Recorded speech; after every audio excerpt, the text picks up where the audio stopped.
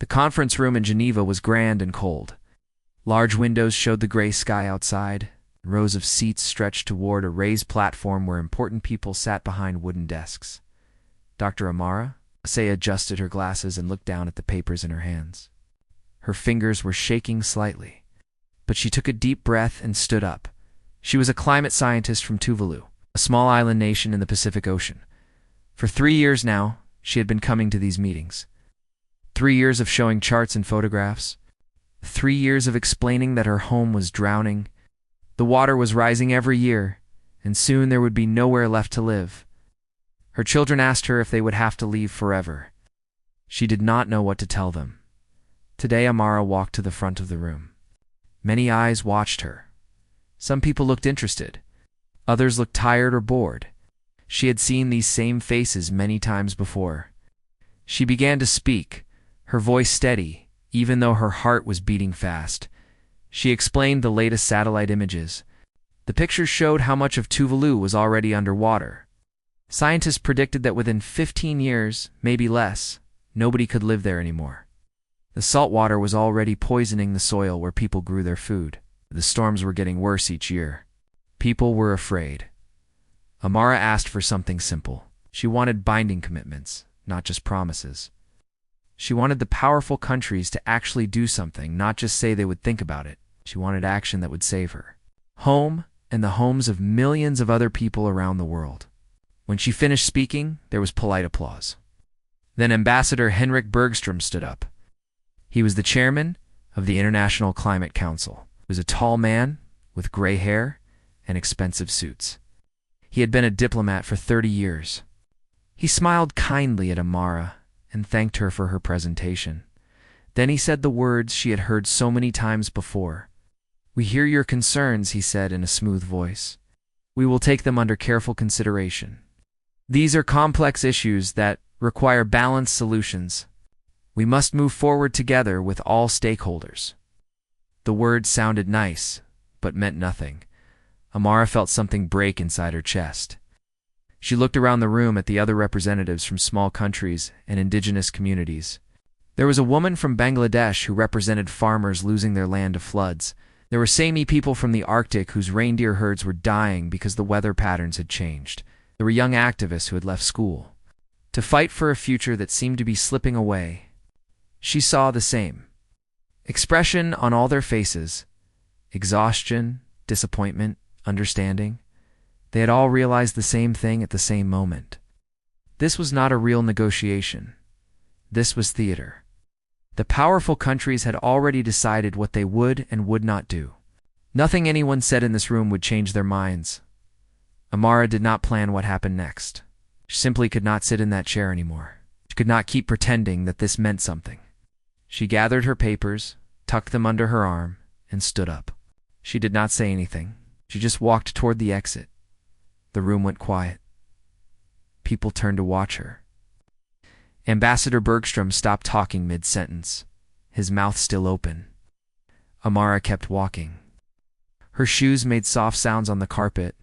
She reached the door and pushed it open. Then someone else stood up. It was the Bangladeshi farmer representative. He picked up his bag and followed Amara. Then a young activist from Kenya stood up. Then 2 indigenous leaders from Canada. Then more people. One by one, then in groups, they rose from their seats.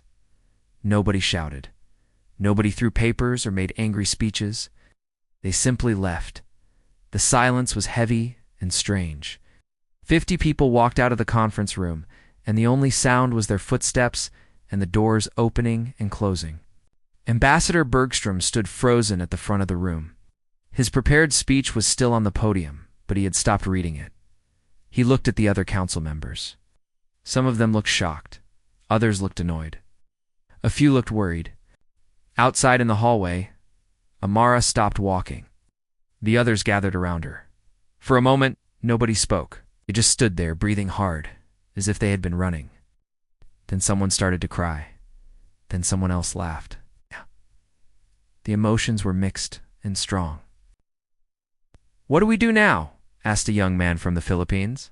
He looked scared but also excited. Amara did not know the answer. She had not planned this. But she knew one thing with absolute certainty. We stopped begging them to care, she said quietly. We stopped pretending this is a real negotiation. Word of the walkout spread quickly. By the time Amara reached the bottom floor of the building, journalists were already there with cameras and microphones. She had not called them, but somehow they knew. Maybe someone had filmed what happened. Maybe the news just traveled fast. A reporter pushed a microphone toward her face. Dr. Osei, why did you walk out? Are you giving up on the climate talks? Amara looked directly into the camera. We are not giving up, she said clearly. We are done begging. For 3 years we have shown them the data. We have shown them our homes disappearing. We have explained that people are dying. They listen politely and do nothing. We cannot waste any more time pretending they will change. What will you do instead? Another journalist asked. We will find another way, Amara said. She did not know what that meant yet, but she believed it was true. We will work with people who actually want to solve this problem. We will not wait for permission anymore. Inside the conference room, Ambassador Bergstrom sat down heavily in his chair. The remaining delegates were talking loudly, their voices echoing in the now half-empty space. Someone suggested they take a break and reconvene in an hour. Someone else said they should issue a statement condemning the walkout. But Bergstrom barely heard them. He was staring at the empty chairs. Row after row of empty chairs. He had been so certain that people would keep negotiating forever. He thought they had no choice. He thought they needed the council more than the council needed them. Looking at those empty chairs, he realized he had been wrong. The people who walked away had nothing left to lose. Gosh, their homes were already drowning. Their futures were already disappearing. The council had been their last hope, and the council had failed them. For the first time in his long career, Ambassador Bergstrom felt genuinely afraid. Not afraid of losing his job or his reputation, though those things would probably happen. He was afraid because he suddenly understood something important. The people who walked away were not the ones in trouble. The council was in trouble. Without those voices, without those faces, the whole system was revealed as empty and useless. The worst fear of every powerful institution had just come true. The people they claimed to represent had stopped believing in them. And once that belief was gone, what was left? The emergency meeting started 2 hours after the walkout. Ambassador Bergstrom sat at the head of the table looking at the faces of the most powerful people on the International Climate Council. Representatives from the United States, China, Russia, and the European Union were all there.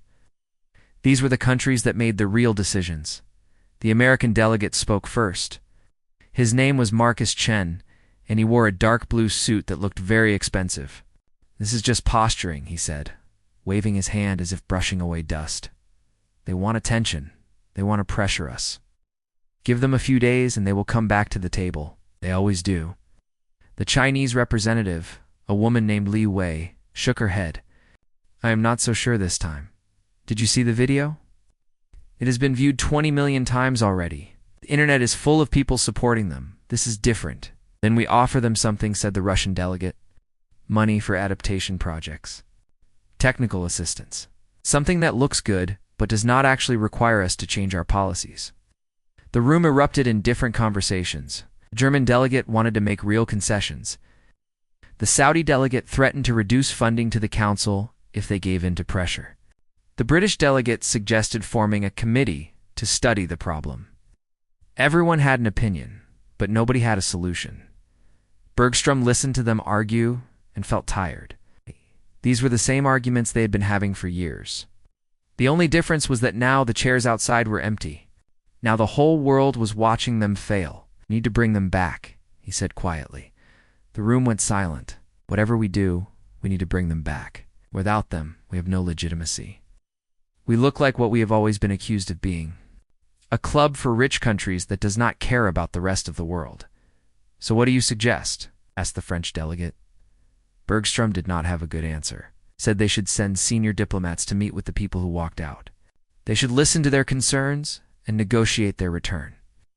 It was the only plan anyone could agree on. But outside the UN building, something unexpected was happening.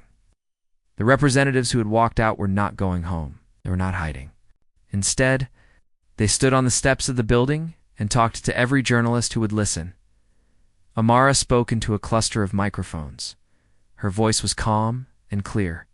"For 3 years we begged them to see us as human beings," she said. "Not as statistics, not as problems to be managed, as people with families and homes and futures. They chose not to see us that way. So we are done begging." Okay, journalist asked what they would do next. Amara smiled, though there was sadness in her eyes. "We are forming the People's Climate Assembly," she said. "We will work outside the traditional system. We will work with communities, scientists, activists, in any country that wants real solutions. We will not wait for permission anymore." The news spread like fire. Within hours, the hashtag empty chairs was trending worldwide. People posted pictures of empty chairs in their own lives. Empty chairs at dinner tables for family members lost to climate disasters. Empty chairs in schools where children had to flee their homes. Empty chairs in government offices where leaders refused to act. The council sent their diplomats as planned. Senior ambassadors with years of experience went to meet with the people who had walked out. But every meeting went the same way. The diplomats would start by explaining that everyone needed to work together. They would say the council was willing to make improvements. They would hint at possible compromises, and the response was always the same. "We will return when you bring us a real proposal. Not promises, not committees. A real plan that prioritizes the people who are suffering right now. Until then, we have work to do." The diplomats returned to Geneva with nothing. Bergstrom received their reports and felt a growing sense of panic. The situation was getting worse, not better. More countries were expressing support for the People's Climate Assembly. 3 Caribbean nations issued a joint statement praising the walkout. The government of Bangladesh said they were considering joining the new assembly in a private moment. Bergstrom called his deputy, a younger diplomat named Sarah. She had worked for the council for 10 years. "What did we do wrong?" he asked her. Sarah looked at him for a long moment. She had never spoken to him this honestly before. "We thought we had forever," she said. "We thought the crisis was far away and we could take our time. We thought the people who were suffering would keep waiting patiently while we made comfortable decisions. We were wrong about everything." Bergstrom wanted to argue with her, but he could not find the words. Deep down, he knew she was right. 6 weeks after the walkout, the contrast between the two groups was stark. The People's Climate Assembly held their first major meeting in Fiji. It was not in a fancy conference center. It was in a community hall with metal chairs and ceiling fans. But something about it felt alive and urgent. Representatives from 30 countries attended. There were scientists, farmers, fishermen, indigenous leaders, and young activists. They worked quickly, without the complex rules and procedures that slowed down the council. There were no veto powers. No country could block action just because it was powerful. Within 3 days, it drafted something called the Survival Accord. It was a framework that put the most vulnerable countries first. It demanded that wealthy countries take responsibility for their historical emissions. It included specific timelines and consequences for countries that did not meet their commitments. It was radical and imperfect, but it was real. Meanwhile, the International Climate Council held their regularly scheduled meeting in Geneva. The building was the same. The procedures were the same. But the empty chairs remained. Some delegates proposed bold reforms. Others said they should continue their important work without the fringe groups and focus on serious partners. A bitter argument broke out. The Canadian delegate accused the Americans of blocking any real progress. The Saudi representative said that if the council changed too much, his country would withdraw all funding. The German delegate said they were watching the council destroy itself. The meeting ended with no decisions made and no progress achieved. Public opinion was shifting quickly. Polls showed that trust in international institutions was at an all-time low. A major survey found that 70% of people under 30 believed the traditional climate talks were useless. Editorial writers called the council a relic of the past. Political cartoons showed old men in suits ignoring floods and fires, but something else was happening too. 3 billionaires from the technology industry announced they would donate $10 billion to projects approved by the People's Climate Assembly.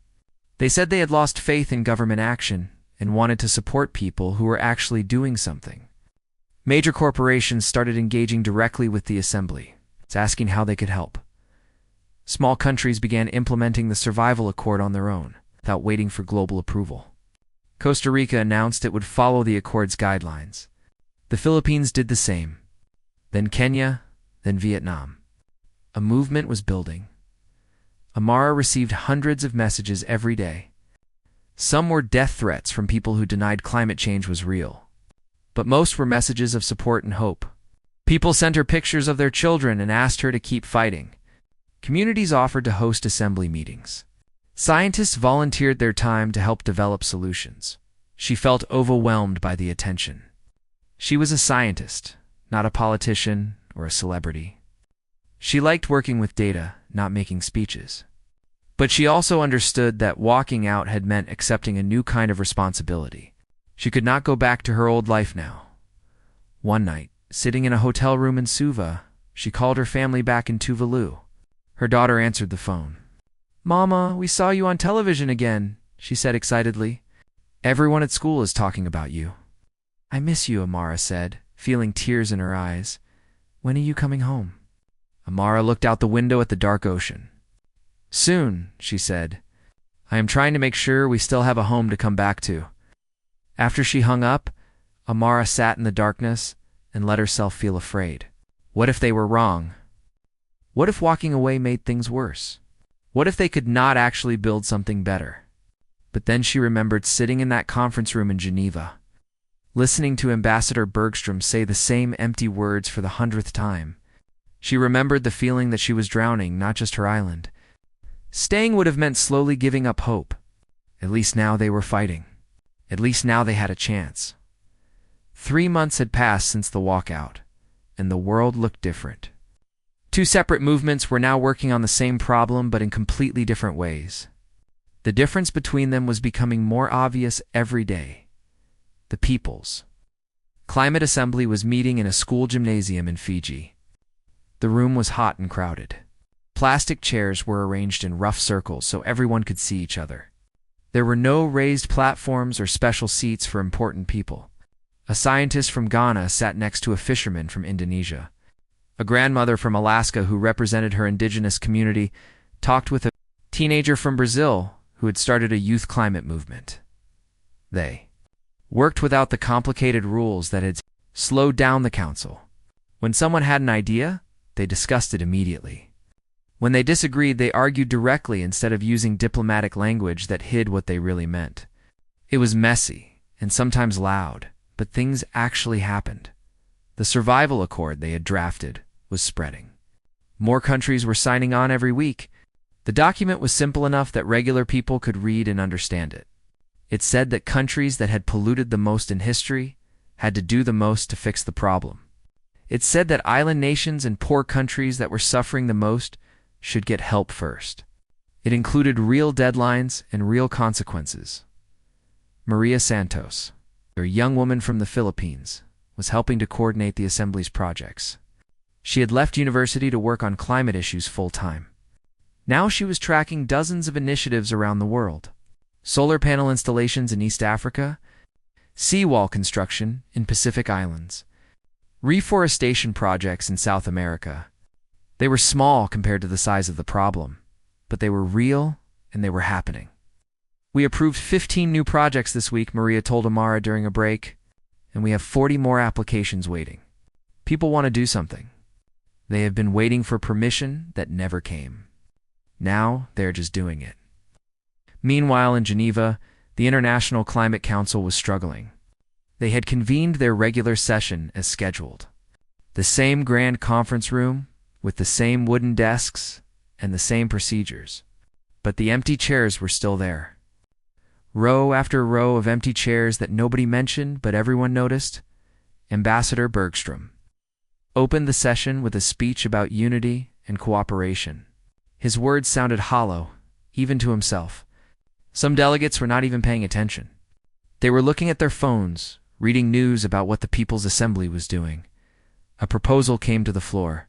The Canadian delegate wanted to make real reforms. She suggested giving small and vulnerable countries more voting power. She wanted to eliminate the veto rights that let big countries block any action they did not like. She proposed adopting many ideas from the Survival Accord. As a starting point for new negotiations, the room exploded into argument. The American delegate said they could not just throw away decades of diplomatic framework. The Saudi representative said that if voting power changed, his country would leave the council completely. The Russian delegate accused the Europeans of trying to take over. The debate went on for hours and achieved nothing. During a bathroom break, Bergstrom stood at the sink washing his hands. The Canadian delegate, whose name was Jennifer Wu, stood next to him. She looked tired and frustrated.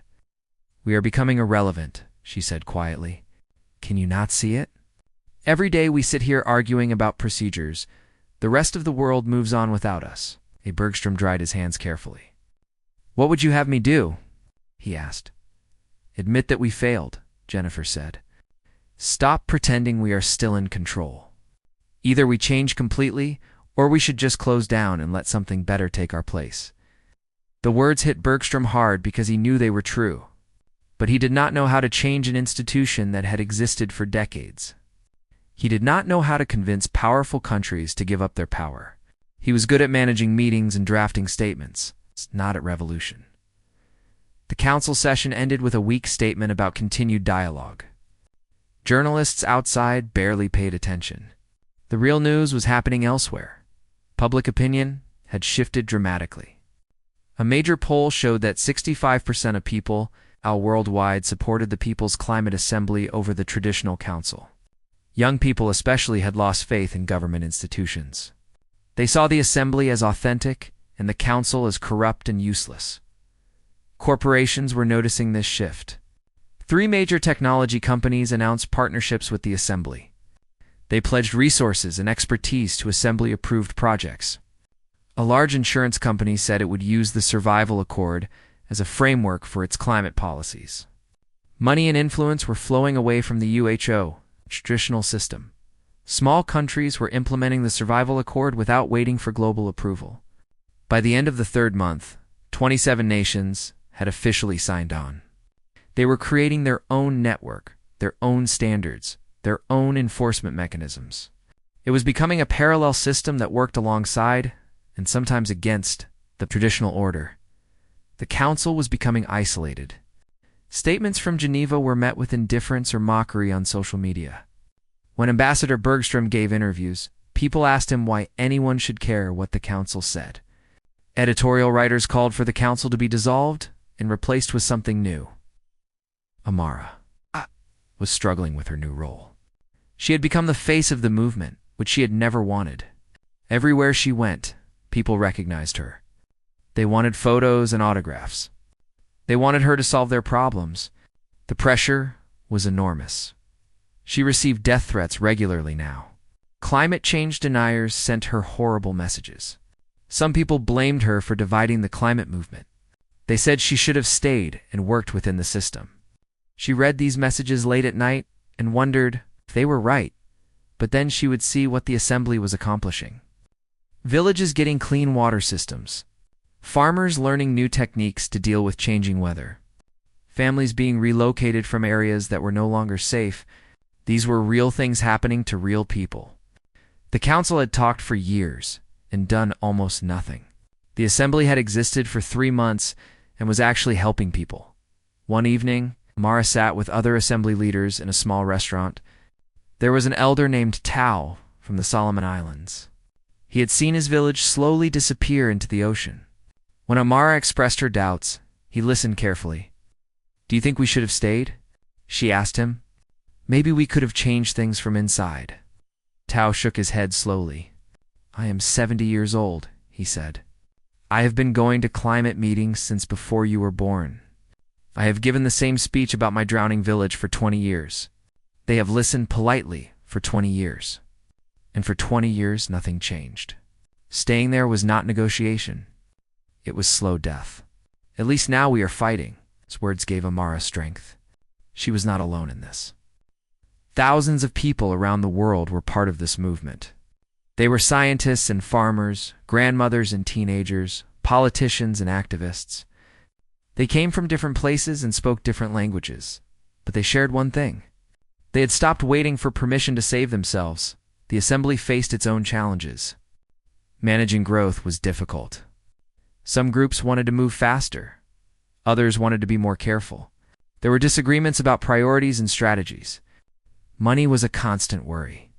They were operating on donations and volunteer work, which was not sustainable long-term, and there was always the risk of being co-opted. Rich countries and big corporations were starting to pay attention. Some wanted to genuinely help. Others wanted to control or water down the movement. The assembly had to be careful about who they worked with and what compromises they would accept, but the energy remained focused and urgent. Unlike the council, where diplomats had comfortable jobs, whether anything was accomplished or not, assembly members were people whose lives depended on success. They did not have the luxury of slow bureaucracy. Their homes were flooding now. Their crops were failing now. Their children were asking them now what kind of future they would have. Ambassador Bergstrom read reports about the assembly with mixed feelings.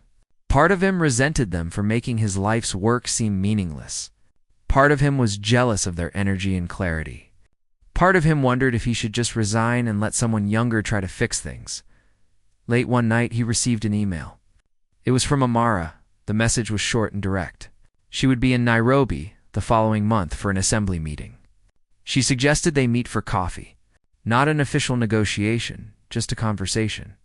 She wanted to understand what he was thinking. She wanted to know if there was any path forward that did not require destroying everything. Bergstrom stared at the email for a long time. His first instinct was to refuse. What could they possibly say to each other? They represented opposite sides of an unbridgeable gap. He had spent 30 years building institutions. She had walked away from them in 30 seconds. But something made him want to accept. Maybe it was curiosity. Maybe it was loneliness. Maybe it was the desperate hope that somehow, impossibly, there might be a way through this crisis that he could not see yet. He typed a simple reply. Yes, I will meet you. Tell me when and where. Then he sent it before he could change his mind. 9 months had passed since the walkout. The International Climate Council was in serious trouble. 2 major donor nations, Norway and Denmark, had announced they would reduce their funding by half. They issued careful statements about wanting to support more effective organizations. Everyone knew what that meant. Then the leaks started. Someone inside the council released internal documents to journalists. The files showed email conversations between council members from years ago. In these private messages, delegates admitted that their public commitments were not enough. They knew the policies they were proposing would not stop the worst effects of climate change. But they agreed not to push for stronger action because it would be politically difficult. One email from 5 years ago was particularly damaging. The American delegate had written that vulnerable countries would keep negotiating forever because they had no other choice. He said the council could take its time because the people suffering from climate change had nowhere else to go. The email ended with a joke about island nations being patient because they were used to slowboat travel. The scandal was enormous. News organizations around the world ran stories about the council's cynicism and deception. The hashtag council leaks trended for days. Protests erupted outside UN buildings in multiple cities. People held signs saying "You knew" and how many had to die. Ambassador Bergstrom became the face of the failure. Journalists followed him everywhere. They asked him if he had known about the emails. They asked if he had ever intended to take real action. They asked how he could sleep at night. He tried to defend himself. He gave interviews explaining that diplomacy was complicated. He talked about balancing different interests and finding consensus. But his words sounded like excuses. Videos of him speaking were cut together with footage of floods and fires and refugees. The contrast made him look cold and uncaring. In private, Bergstrom fell apart. He sat in his office late at night and read through old files. He found speeches he had given 10 years ago, promising action. He found reports he had received about rising sea levels and ignored because they were inconvenient. He had always told himself they had more time. He had always believed that technology or economics or something would solve the problem without requiring difficult choices. He had been wrong. They had not had more time. The crisis had been urgent all along. He had just been comfortable enough to ignore it. One evening, his deputy Sarah found him sitting in the dark. "Henrik, you need to go home," she said gently. She had stopped calling him ambassador. "I spent 30 years building this institution," he said. His voice sounded old and hollow. "I thought I was doing important work. I thought I was making the world better. But I was just protecting a system that let powerful people avoid responsibility." Sarah did not know what to say.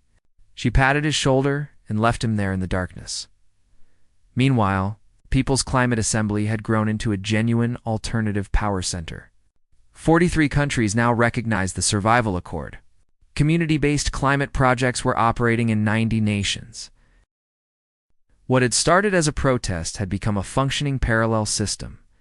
The Assembly had opened regional offices in Africa, Asia, and South America. They had hired a small staff to coordinate projects and manage donations. But they worked hard to keep the spirit that had made them different. Decisions were still made collectively. The most vulnerable people still had the loudest voices. Bureaucracy was kept to a minimum. The challenges were real. Some countries tried to join the Assembly, but refused to accept the full terms of the Survival Accord.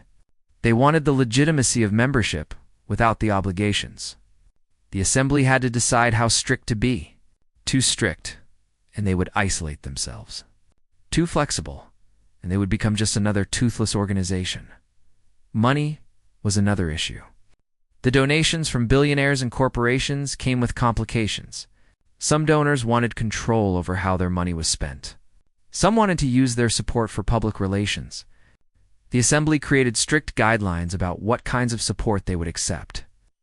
But it was a constant negotiation, and there were disagreements within the Assembly itself. Some members wanted to completely reject any cooperation with the Council.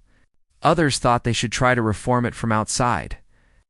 Some wanted to focus only on adaptation projects to help people survive. Others insisted on prevention and pushing for dramatic emissions reductions. These debates were healthy, but sometimes painful. Amara was exhausted. She had been traveling constantly for 9 months. She had given hundreds of interviews and speeches. She had attended meetings in 20 different countries. She missed her family. She missed the quiet work of science. But she could not stop now. She arrived in Nairobi for an assembly meeting and checked into a small hotel. That evening, she walked to a cafe near the city center. She was nervous about meeting with Bergstrom, though she was not sure why. What could he possibly say that would matter? He was already there when she arrived. He looked terrible. His expensive suit seemed to hang wrong on his body as if he had lost weight. His face was gray and tired. He stood up awkwardly when he saw her. They sat across from each other at a small table. For a moment, neither spoke. The silence was heavy with everything that had happened between them, between what they represented. "Thank you for meeting me," Bergstrom finally said. His voice was quiet, without the smooth, diplomatic tone she remembered. Amara nodded. She ordered tea and waited. "I read everything about what you have been doing," he said. "The Survival Accord. The projects. The countries joining. It is impressive. We are trying," Amara said carefully.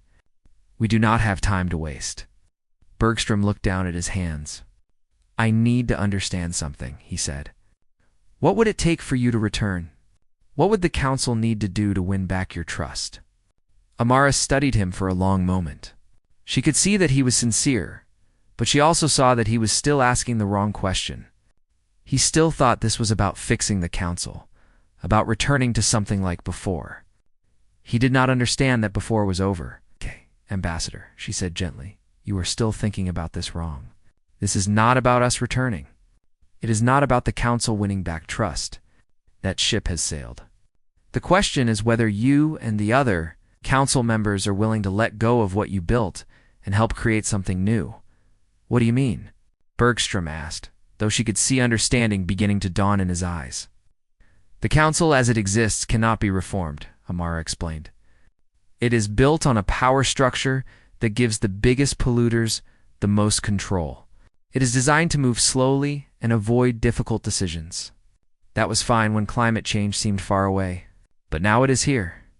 We need something completely different. You want us to dissolve the council? Bergstrom said. He sounded shocked. I want you to admit that it has failed, Amara said. I want you to stop defending a broken system, and then I want you to help build something better. Join us. Bring the resources and expertise of the council members. But join as equals, not as leaders. Join as partners who recognize they were wrong and want to make it right. Bergstrom sat back in his chair. He looked like she had hit him. Maybe in a way, she had. What she was asking for was the end of everything he had worked for. It was an admission of failure. It was professional suicide, but it was also the truth. And he knew it. The big countries will never agree, he said weakly. And then they can form their own organization and work alone, Amara said with a shrug. Let them negotiate with each other and make comfortable plans that change nothing. The rest of us will be doing real work. Eventually, they will have to choose between joining us or being left behind. You are asking me to betray 30 years of work, Bergstrom said. There was pain in his voice. Amara felt sympathy for him, but she could not let it change what needed to happen. I am asking you to admit that 30 years of work was not enough, that it was built on wrong assumptions. I am asking you to have the courage to start over. She leaned forward, and her voice became softer but more intense. Ambassador, my island is drowning. Not in 50 years. Now, my children ask me if we will have to leave our home forever. Every day, people are suffering and dying because of climate change. We do not have time for pride or for protecting reputations or for defending institutions that do not work. We need action, and we need it now. Ow. Bergstrom closed his eyes. When he opened them again, they were wet with tears. I do not know if I can do what you are asking, he said honestly. I am an old man who has spent his life in a system you want to destroy. Then spend whatever time you have left helping to build something real, Amara said. They talked for another hour. Bergstrom asked questions about how the assembly worked, what they had accomplished, what problems they faced. Amara answered honestly, not hiding the difficulties. This was not easy work. It was messy and hard and uncertain. But it was real. When they finally said goodbye, Bergstrom felt more confused than ever. Everything Amara said made sense. But accepting it would mean admitting that his entire career had been a mistake. It would mean letting go of an identity he had held for decades. It would mean facing the terrible weight of all the time they'd wasted. He walked back to his hotel through the dark streets of Nairobi. Above him, the stars were bright and clear. Somewhere out there, the climate was changing. The oceans were rising. The storms were getting worse. And the International Climate Council was still meeting in Geneva, still following procedures, still achieving nothing. For the first time in his life, Bergstrom did not know what to do. The path forward that Amara had shown him was terrifying. But the alternative was to keep doing what he had always done, knowing now with absolute certainty that it would never be enough. 15 months had passed since the walkout. The impossible was about to happen. The International Climate Council had called an emergency special session. Every member nation sent representatives. The room in Geneva was packed with delegates, journalists, and observers. Everyone knew something historic was going to happen, but few people knew exactly what Ambassador Bergstrom sat at the front of the room. But he was not leading this session anymore. That role had been given to a younger delegate from Germany named Klaus Werner. Bergstrom had requested to step aside. He said it was time for new leadership. In truth, he could no longer defend the system he had spent his life maintaining. Klaus called the session to order and announced the purpose. A resolution was before the council. It was simple and radical. The International Climate Council would vote on whether to dissolve itself.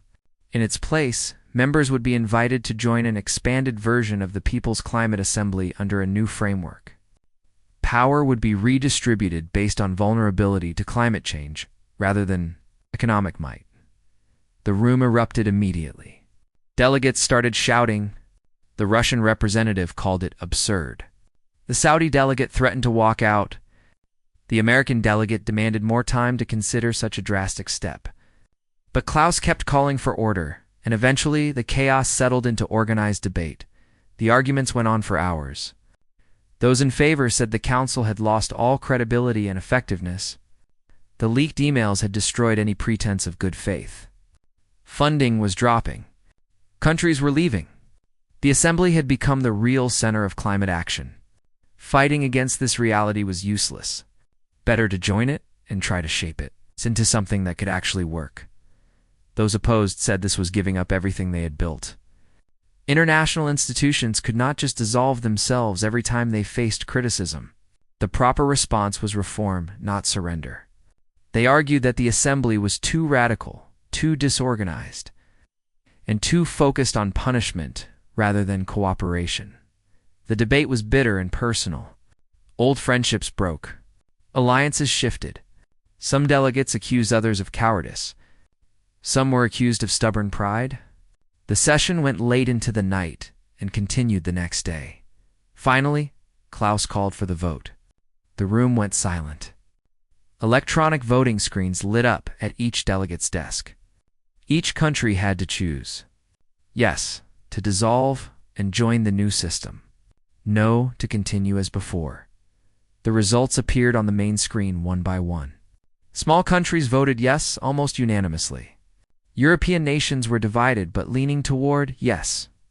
The United States voted no. China voted no. Russia voted no. Saudi Arabia voted no. But many others voted yes. When all the votes were counted, the result appeared.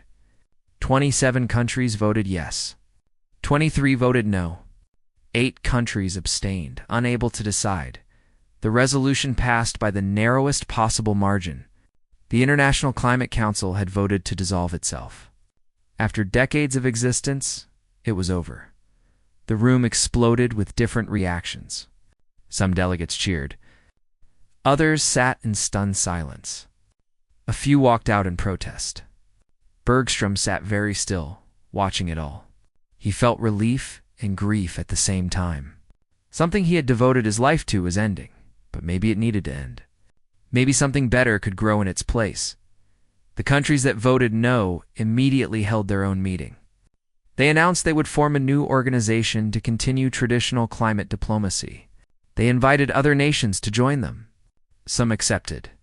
It was clear that the world of climate action had split into 2 camps, but momentum was clearly with the new system. Within a week, 5 countries that had voted no changed their positions.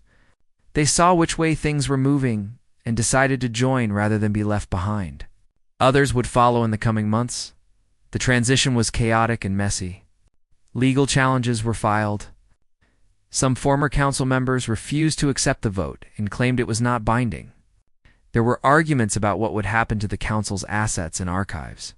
Nothing was clean or simple, but the People's Climate Assembly moved forward. They organized a massive founding conference for the new Global Climate Partnership in Samoa. The choice of location was symbolic. A Pacific island nation, one of the places most threatened by climate change, would host the birth of this new system. Representatives from 60 countries attended. There were scientists and activists, indigenous leaders, and government ministers, farmers and engineers. They came from every continent. The conference was held in a large hall with windows open to the ocean breeze. Unlike the sterile conference rooms of Geneva, space felt alive. Amara was elected to the steering committee of the new partnership, along with 9 others. They came from Samoa, Kenya, Bangladesh, Canada, Brazil, Norway, Indonesia, Mexico, and Australia. The committee had strict term limits. No one could serve more than 3 years. The goal was to prevent new hierarchies from forming, to keep power moving and shared. The first order of business was implementing the Survival Accord globally. That meant emergency aid for climate refugees.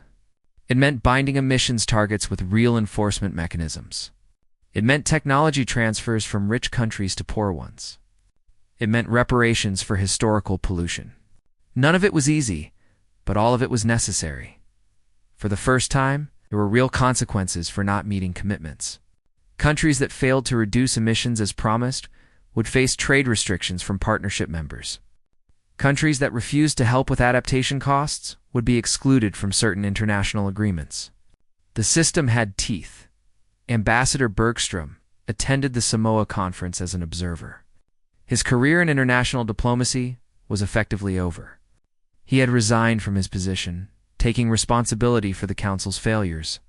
He had no official role anymore. He was just an old man who had made many mistakes and was trying to understand what came next. During a break in the proceedings, he walked along the beach. The sand was white and warm under his feet. He could hear the ocean waves and see the palm trees swaying in the wind.